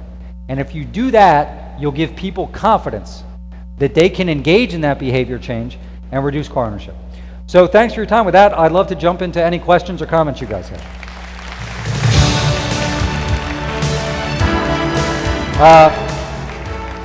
I'm even willing to take a question about Donald Trump and that all nonsense, but whatever you guys want to talk about. Yes, sir. Hi, I'm Tyler from Canada, and I live in Manila, and I'm an Uber user. Thank you, sir. I really love the service. Thank you. But my question, your talk focused a lot on the economic benefit of drivers, but there's a lot of talk about self-driving cars coming to the market, right, and how is self-driving automobiles going to affect that market? Right. Well, listen, I think that the latest numbers show 1.2 million people a year die in car crashes. Many of them are young people. So think about that. That's as many people as die from breast cancer every year. That's twice the number of people who died on the beaches of Normandy during D-Day, during World War II. So if you could get to a point where you didn't have any accidents, and you had no deaths, so there's public health, that transportation probably is a lot safer, a lot more inexpensive, and could help with congestion. So, but this is not, and we obviously are investing in technology. I think there'll be a lot of near-term gains as we have better collision detection. The cars are going to get smarter, the maps will get better, the phones get smarter. But this isn't a decision for Uber or Google or Hyundai or Mercedes. I mean, the world's going to decide when the technology's ready and where they're ready from a regulatory standpoint. My suspicion is the world won't decide that in unison. Some places may embrace it more quickly than others, but it's a long way off. I think it's going to happen, and I think it's exciting when it does, but think about the regulatory issues. Right now, you know, these cars are doing pretty well in good climates, but, you know, rain and snow, and they have to be perfect. And then you obviously then have to have regulatory certainty. So our suspicion is what we're going to be worried about next year, the year after that, 5 years from now, 7 years, 10 years from now, is our core business will be people behind the wheel driving people somewhere. And when autonomous vehicles are embraced places, it will probably be more of a transition thing where they'll slowly be integrated, and you know, maybe, you know, they'll be on platforms like ours, but the core proposition will still be driving. So, you know, and this is not a question we hear a lot from our driver partners, because again, most of them aren't making a career decision. They're doing this for a period of time. Some may be doing it for 5 or 10 years, but for most people, it's a far enough horizon. So I think, you know, this is a broader question for, you know, there's a lot of parts of our economies that there's some strong suspicion there'll be disruption from automation and artificial intelligence and other developments, even virtual reality. So we, as, you know, when I used to live in government, work in government, I think one of the real things governments humbly don't do enough of, and I clearly am criticizing myself here too, is we don't plan out long enough. Okay? We don't really think through how are things changing. So even around Uber, there aren't a lot of discussions that say, wow, if there's this many people now who are going to choose something like this platform and our competitors to get around, and those trends continue, there's going to be less personal car usage, less personal car ownership. What does that mean in terms of investments in roads and bridges? Could we look to maybe modify that a little bit? So I think there's not enough long-range planning. So, you know, a lot of people say, well, I have a 10-year-old. Are they going to have to get a license? Yes, almost certainly. Maybe everyone born today is still going to have to get a license to drive. So you know, that future is coming, right? It's clear. And basically every tech company, every auto manufacturer is investing a lot in this. Governments are starting to invest in this. And so it's an exciting future, but it's a ways off when you're going to get full-scale adoption. Plus, just the production challenges are enormous to produce that many vehicles to replace the vehicles we have on the road. Yes, sir. Speed Ramtrad from the United States. Question for you, does Uber have currently a program, or would you consider a program, corporate partnership, so that I could provide your rides for my employees? Yes, sir. It's called Uber for Business, and I'll make sure that someone from our companies here talks to you. Yeah, it's one of our fastest growing product lines. Because what we found is so many people use Uber in their personal life. So we started to get a lot of HR departments say, how can we provide this as an opportunity for our employees? So yes, it's one of our fastest growing product lines. We have tens of thousands of businesses around the world now that have Uber for Business. And obviously, there's no paper receipts. It tends to be less expensive transportation, and it's a good service. So from a business standpoint, you're saving money. It's a digital transmission of all those expenses. And so it works really well. So we'll be in touch with you on that. It's really exciting. We're also beginning to work with governments, like the US government now, our Congress. You can use Uber and our competitor Lyft, and that's a reimbursable expense. So part of this is just the challenge of it, like people have to get their head around it, but what we've seen is business leaders have gotten it very early on. And this is a place of great promise for us. And it's also going to save, I think, businesses a lot of money. Yes, sir. Well, we should do some gender diversity here. Let's do a female question. Where do we have? Okay, there we go. Back there. Oh, and I'm told this is our last question. So make it a good one. Yeah.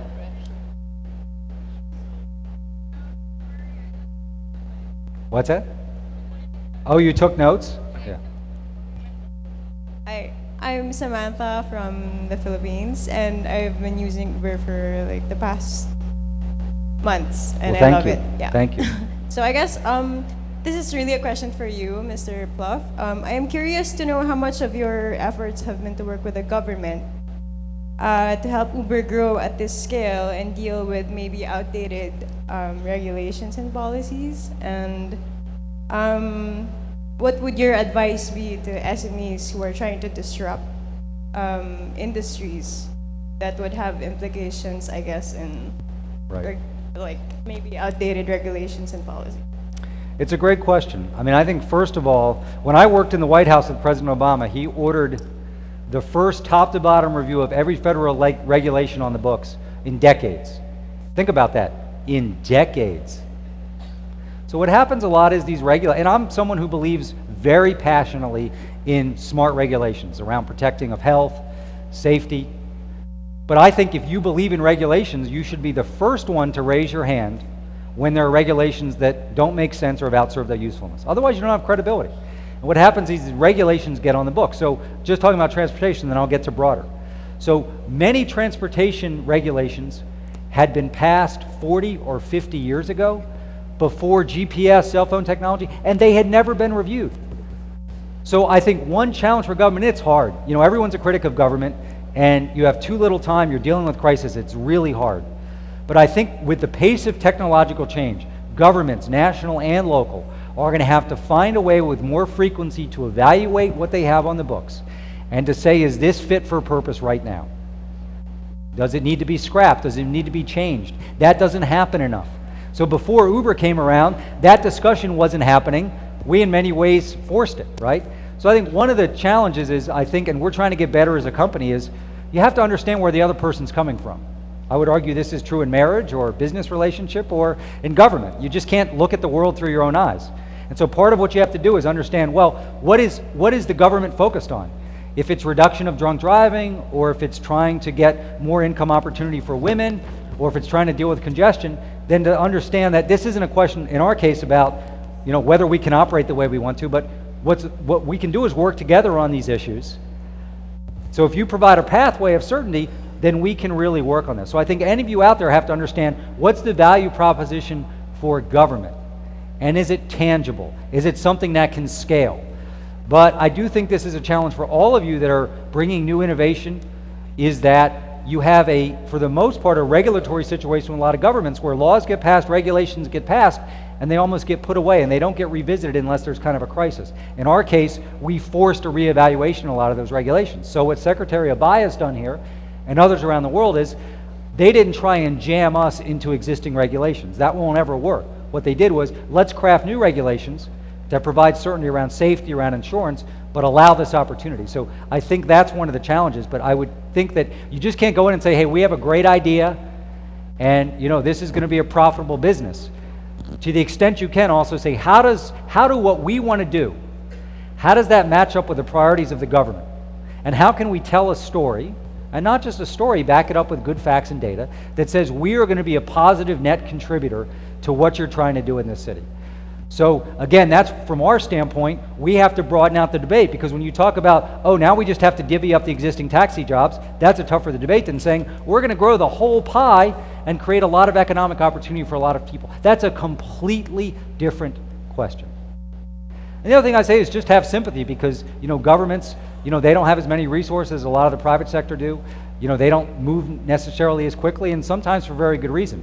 But also try and just really develop a relationships there of trust and mutual understanding that, yes, you're a business, you're trying to be profitable, you're not a nonprofit, okay? But there's good benefits that are coming out of what you're trying to do. So thank you, everybody, for your time. Thank you very much, Mr. David Pluff. We now pose the next poll question to our guests. Do you think car ownership will decrease as services like Uber increase? Again, our next poll question for the mobile app is, do you think car ownership will decrease as services like Uber increase? Download the SME Summit 2015 event app to answer yes or no. Let us now welcome our next speaker.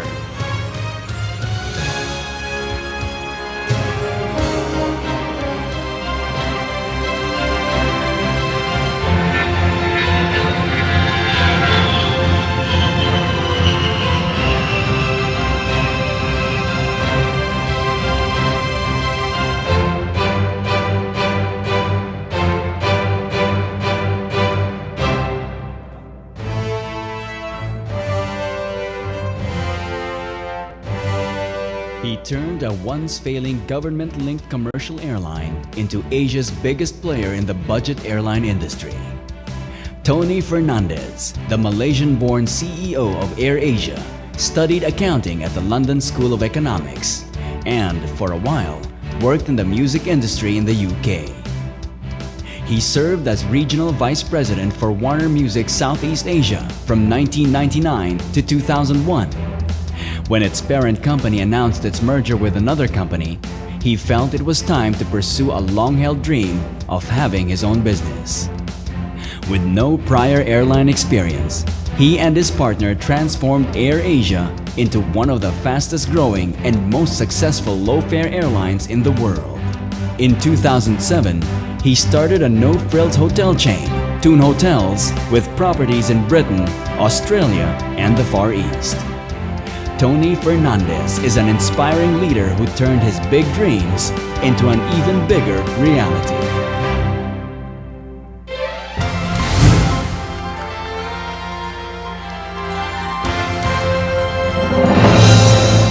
Please welcome the CEO of AirAsia, Mr. Tony Fernandez.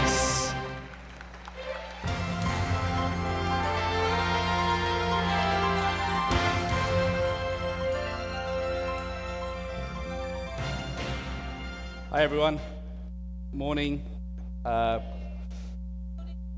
morning. Oh wow, powerful Malaysian here. Anyway, I've got a presentation somewhere. Do I just click this? Right. This is a very impressive video presentation. I'm not used to it because I'm very low cost. So.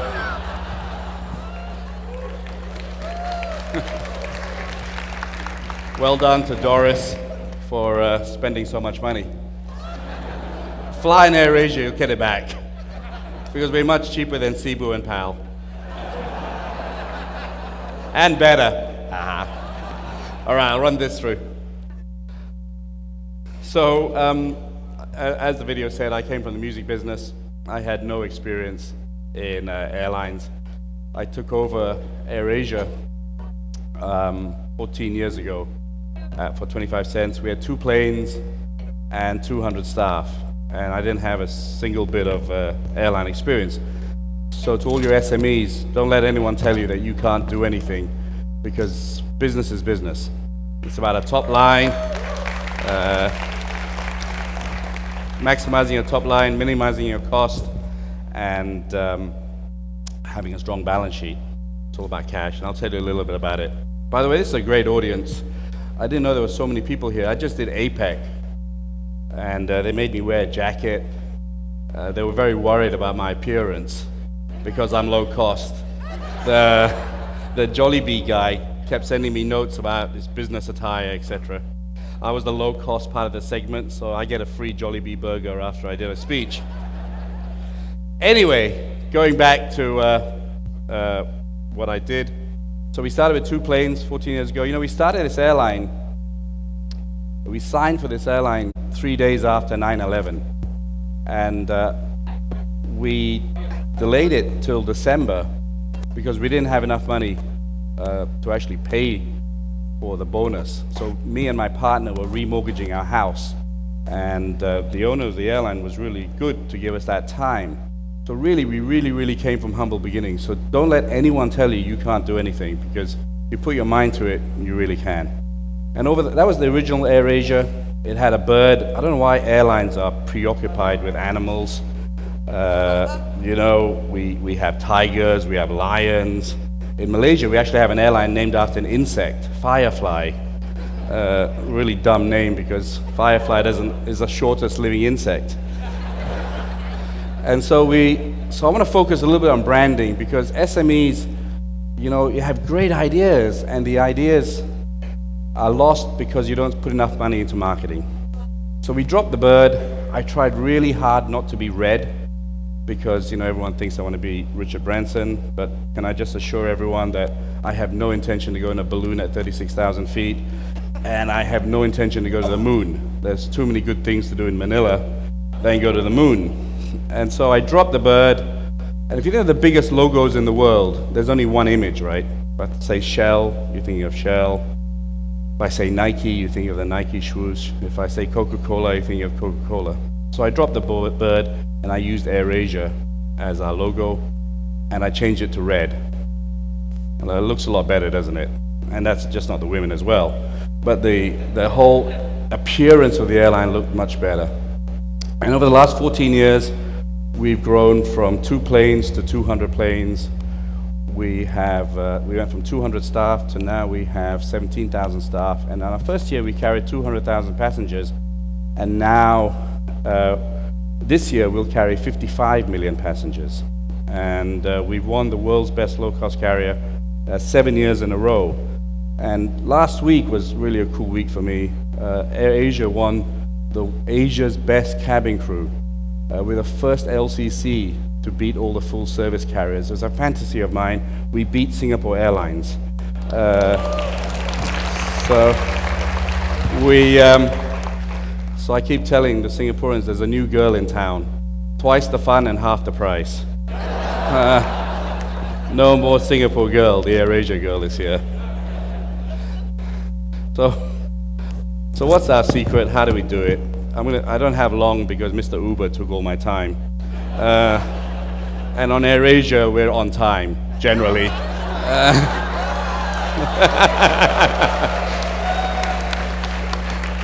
Provided Manila Airport traffic control allows you to land. Okay. I talked to the president about that about 1,001 times. So what's our secret? Really quickly, by 14 minutes and 41 seconds. 3 things I want to focus on. One is branding. The other is people. Your biggest asset are the people in your company. And I'll spend a little bit of time on that when we go through.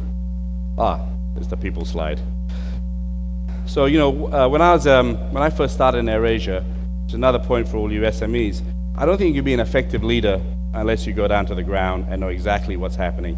Too many Asian CEOs lock themselves in the office and just command. So I used to carry bags once a month. I used to be a steward once every 2 months. And then the job I hated most, checking in people, I used to do every 3 months. But I wouldn't have made effective decisions unless I did that. And I'll give you 2 stories on that. When I was carrying bags, when we were on the 737, we used to just throw the bags in to the cargo hold. I mean, not throw the bags in, lovingly put the bags in. Nice bag, put it in. When we went to the Airbus, it was a few inches taller, and we couldn't throw the bags in. So my boys asked me for belt loaders, and I said, no, we can't afford that, no belt loaders. So the next time I carried bags, they put me on the Indonesian flights. Now, people who fly on AirAsia generally bring their house with them. People who fly to Indonesia bring their neighbor's house as well. So there were a lot of bags, okay? And I almost destroyed my back in the process, and I went, okay, guys, I'm wrong, you're right, we go buy belt loaders tomorrow. Now, if I didn't do that, I probably would have destroyed many people's backs and probably started a union. In 14 years, we don't have a single union. Malaysian Airlines has 41 unions. And so I think corporate culture is so critical, and accessibility to your staff. I dressed up today for, I bought these trousers in M&S because I didn't have any in Glorietta, because Tony was driving me nuts about his business attire. But generally I just wear a t-shirt and jeans. And I deliberately look worse than my staff, because then there's no distance between you and your staff. If you look worse than them, they have every confidence in talking to you. And I'd rather have 17,000 brains working for me than just 10 guys telling me everything. Gives me problems in Malaysian airports because they generally think I'm an illegal immigrant that just jumped off the latest plane, but I'll deal with that. So I think being a good leader is accessibility to your staff, ability for them to communicate with you, and being very transparent. The second part of why I went to the ground is we couldn't have gone from 2 planes to 200 planes without people. And you weren't going to manufacture pilots or just pick them up from the Rustam store or whatever. You had to go out and build it.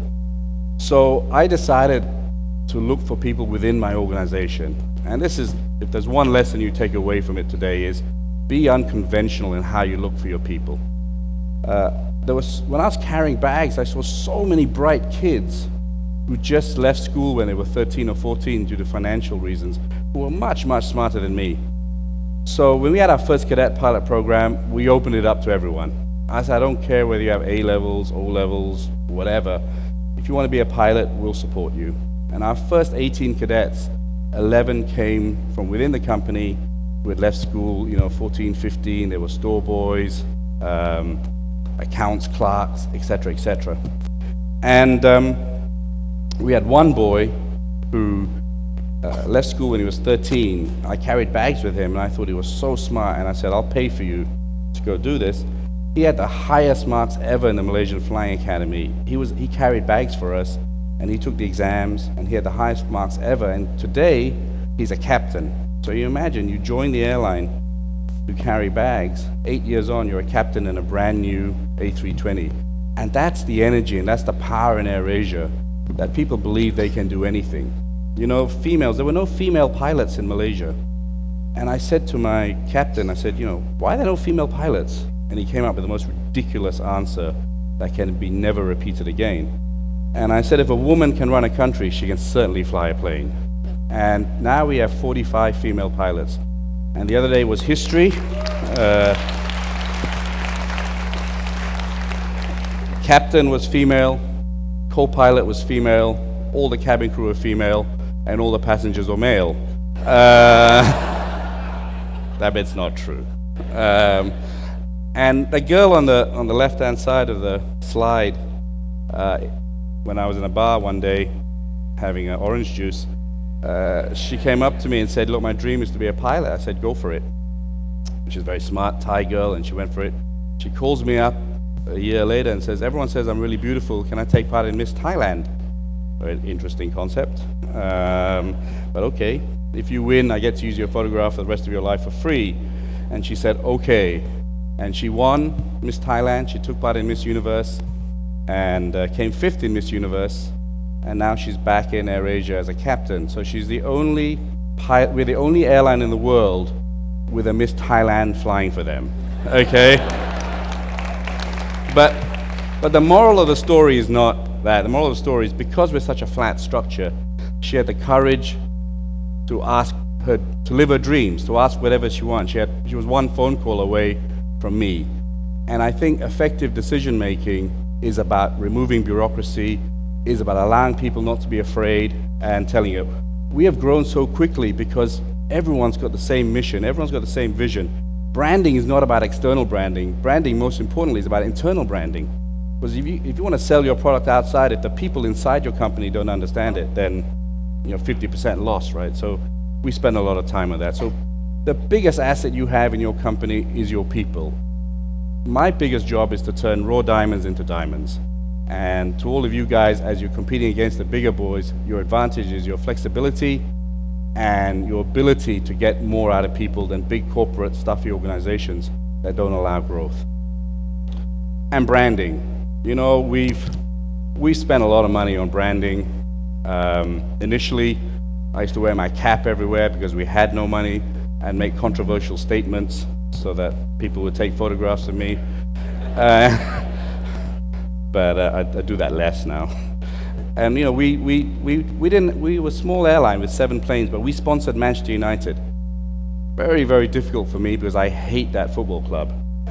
But you have to be a prostitute once in a while, And so we were a little airline, but yet we were in Old Trafford. And people before used to think, oh no, you have to stand on the plane, you'll be sitting next to a chicken, etc. But when we sponsored Manchester United, suddenly it was like, wow, that's a serious airline.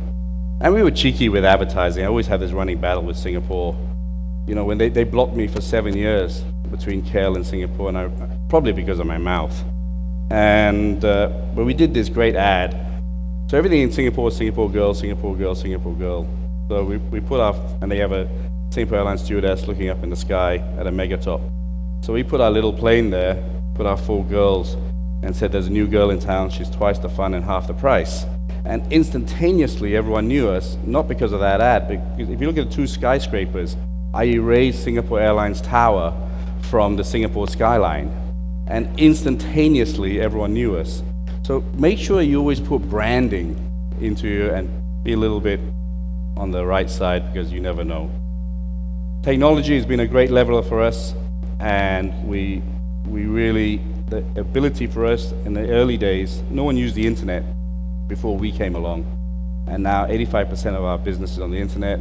We're a big, big believer in mobile technology, and I think it's really important for SMEs to really involve themselves in technology. I won't go through this because I think David covered it very well, but data is king. Please make sure you have a little bit of a budget to know your customers, because that's crucial going forward. So that covers what I want to say. I just want to tell everyone out there that you can live your dreams, because as a 5-year-old, I always felt I wanted to own an airline. As a 13-year-old, my parents sent me to boarding school. They didn't like me very much, and they packed me off to England. I remember getting on this Qantas plane and wearing a unaccompanied minor and arriving in London. And the first thing I thought was, God, everyone's white here. I told my daughter, you have no such problem, because when you're around Heathrow now, everyone's Indian. So you feel quite at home. And I remember going back to school, and I arrived at Epsom College, in my boarding school, and think, Jesus Christ, what have I done wrong in my life? And I was calling my mother with, 10 pence coins, because we didn't have mobile phone then. And I said, can I come home for Christmas? And she said, no, it's too expensive. And it was in my brain always that I wanted to start a low-cost airline. So live your dreams, because from some dreams comes some reality. Don't worry whether people laugh at you or whatever, because if you don't dream, you won't have that wonderful opportunity to change your life or change a business opportunity. Never take no for an answer, because thousands of people will say, no, you can't do it, it can't be done, etc., etc. There's a very fine line between brilliance and stupidity, but no is a key word. And always be positive, because you only have one life. And don't be afraid of failure, because if you fail, you can try again. You don't want to sit there at 55 and say, I wish I did it, because you can't press a rewind button. So thank you very much for listening to me. Thank you, Mr. Fernandez. We now move on to the Q&A portion of our session with Mr. Fernandez.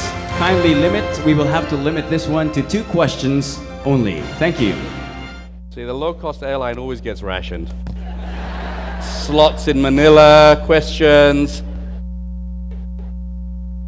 Yes, sir. Hi, Tony. John Salas. I came from Glendale, California. And I have the same, little background in aviation. So my question for you is, why Airbus, not Boeing? Oh, right, they're cheaper. Basically. Is it the same concept as Yeah, they're all the same. They're both great planes, but Airbus gave us a better deal, and we're low cost. Is that free maintenance for? Is that a lease program or? No, we own all our planes. You own, okay. Yeah. Thank you very much. Thanks. Hi, Yes, Tony. sir. Butch Hi. Bartolome. I'd like to ask you, or you are always into partnership. What's your view on partnership? Oh, right. Partnership is really sacred. I haven't been too good at it at marriage, but in business we've been very good. Well, that took a little bit of a delay. Good Catholic country. We have great partners here, Ambassador Yao, etc. Ma'an, who came with me from the music business and has been bloody awesome. We don't understand Philippines like our partners understand Philippines. We're good at running an airline, but we don't understand the dynamics here as well. Similar in Indonesia and everywhere we go. So partnership, I think, is critical. But your partner has to, if it's a partner of equals, it's a disaster. So we had that in Japan, where ANA, 2 airlines tried to do it together, and it was like Nightmare on Elm Street Part 3, right? It was just horrific. So in partnership, if one partner knows his role and the other partner does it, then it works out great. And that's been our feeling so far. Okay. I've got 1 minute 36, so can I take a third question? Okay. Someone stuck their hand up somewhere. Yes, sir. Hi, Mr. Fernandez. I'm Albert. I come from the service industry here in the Philippines. I agree with everything you've said. I'm a big fan, by the way. Thank you. And I You want a haven't. free ticket somewhere? Yes, in fact. Where would I you do. like to go? Cebu. Cebu, okay.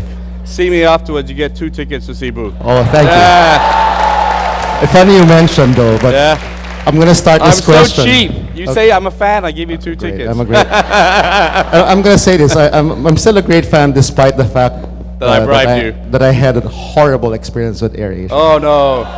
All right. I mean, and this is part of my question. I Yeah. come from the service industry. Yeah. You know what people say about you get what you pay for. Yeah. And in my case, it seemed that way because I really didn't get the kind of customer service response that would have appeased me, a passenger who had to wait 7 hours in Cebu, flying back to Manila. Yeah. Without, actually, I agree with you, technology, because I was looking at your mobile app. It was more accurate more updated than the ground staff updating Yeah. us. So I was updating your other customers for you, stuff like that. But we were there for 7 hours. Okay. Yeah. Let me introduce you to Ma'an. Now, my question again is about customer She runs service. AirAsia Philippines. All right, great. Now look, like anything, we're gonna screw up.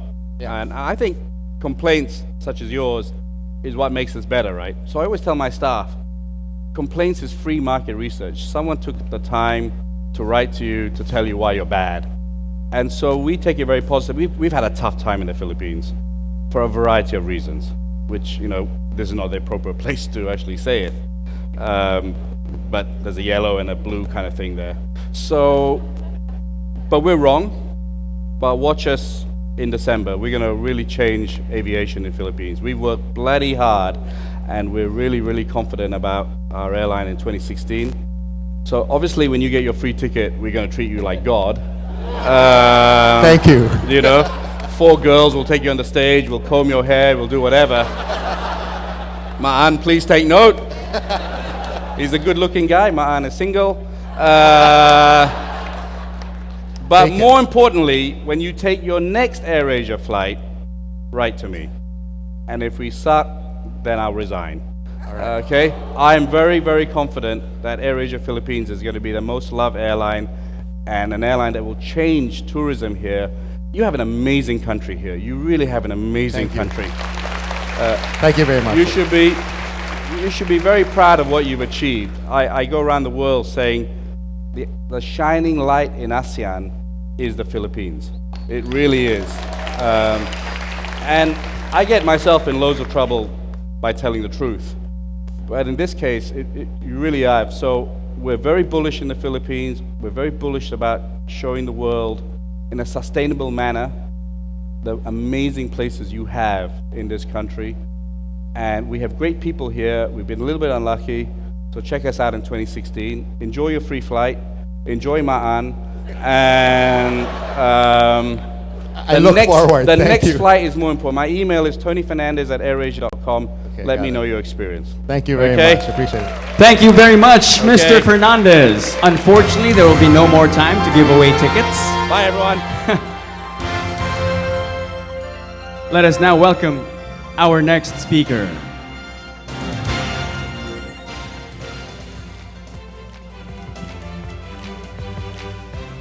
Sheila Marcelo wasn't raised in a household with traditional gender expectations.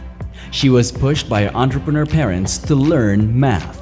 It was while she was entrepreneur in residence at Matrix Partners that she developed the plan for Care.com. Today, Care.com has more than 15.2 million members in 16 countries, connecting families and caregivers in a convenient and reliable way. Named one of the top 10 women entrepreneurs at Fortune's Most Powerful Women Summit, the multi-awarded Marcelo is proof that the world is big enough for women in technology. Like math, innovation knows no gender.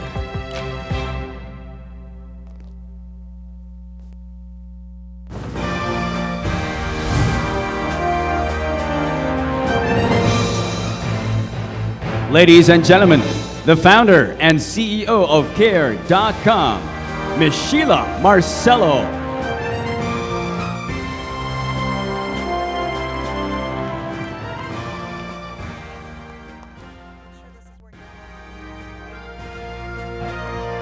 They already have a backup plan for me. Good morning. So this morning I'm going to talk about why care, why it's a global issue, why it's personally important to me, and why as an entrepreneur I'm making an impact. So I'll start off by saying I'd like you to close your eyes. And I'm looking at you, so please go ahead and close your eyes. Everybody. I'm going to say the word care. Close your eyes. Care. Now open them. How many of you thought of moms, grandmother, caregivers, love?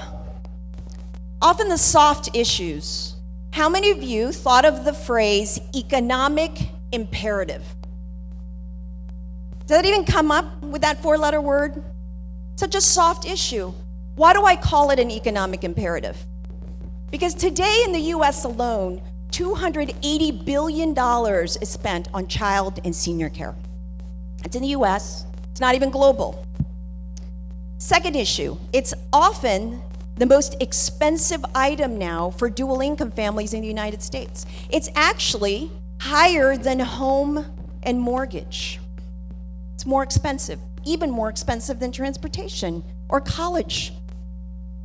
Third, what's the key driver of absenteeism in the workplace? What impacts productivity? And today, what are they calling what impacts presenteeism? Care. Fourth, GDP would increase if we had equal female participation in the workplace. Guess by how much? In the United States, 9%. If women worked as much as men, 9% in the US, 13% in the EU, 16% increase in Japan. 16%, it's unheard of. What supports women working? Care. So if you ever wonder if it's a soft issue, it's not. It's full of love, but it is an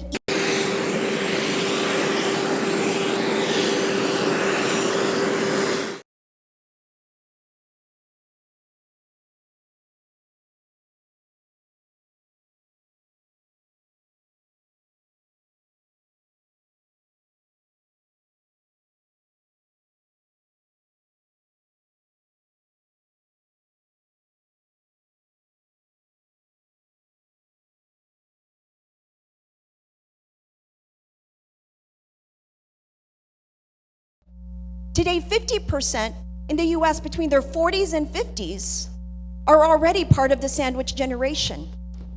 Over the age of 65, 1 out of 9 will die of Alzheimer's, and over 85, and we are aging and getting older because of healthcare and technology, 1 out of 3 will have Alzheimer's. And for you women in the audience, 2/3 will be women.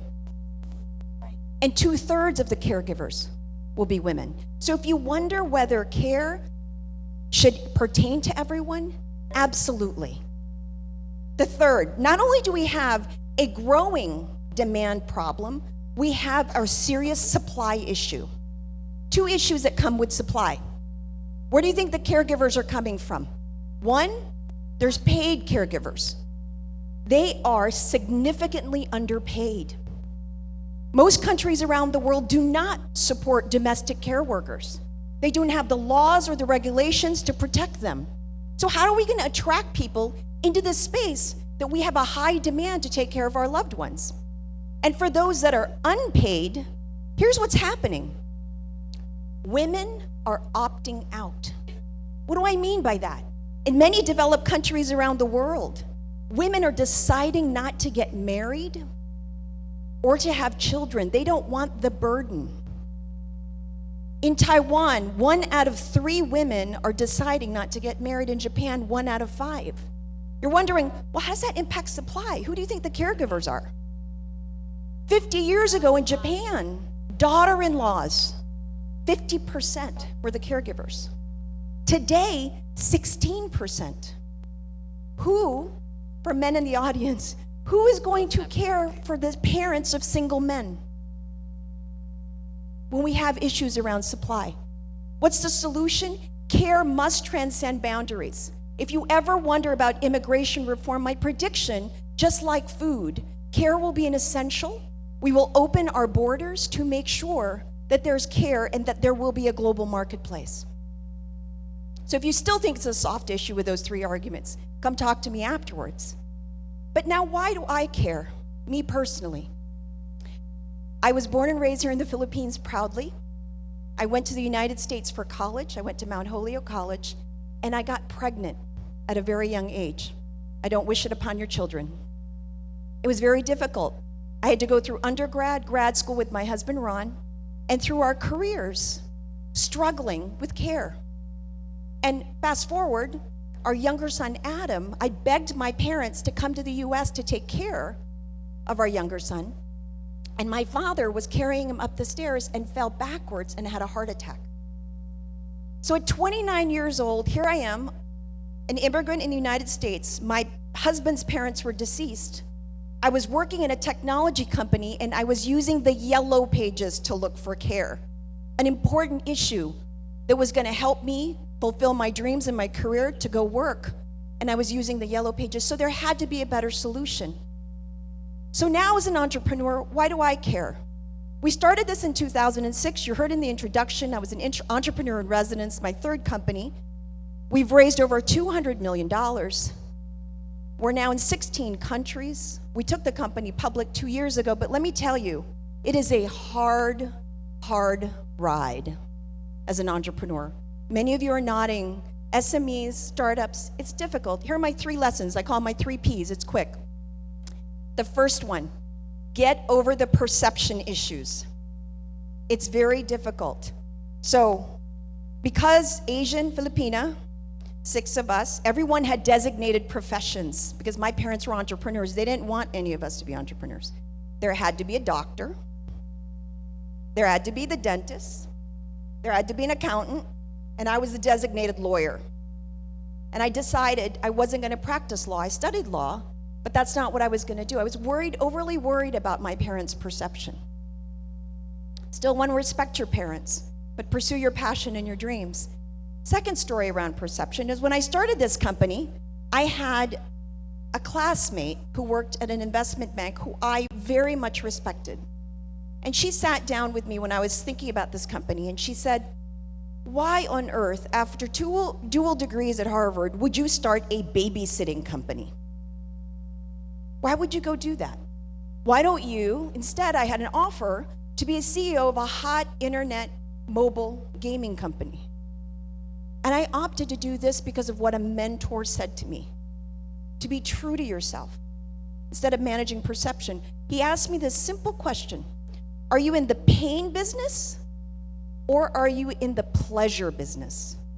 That means, am I focused around entertainment or am I there to solve problems? Pain business.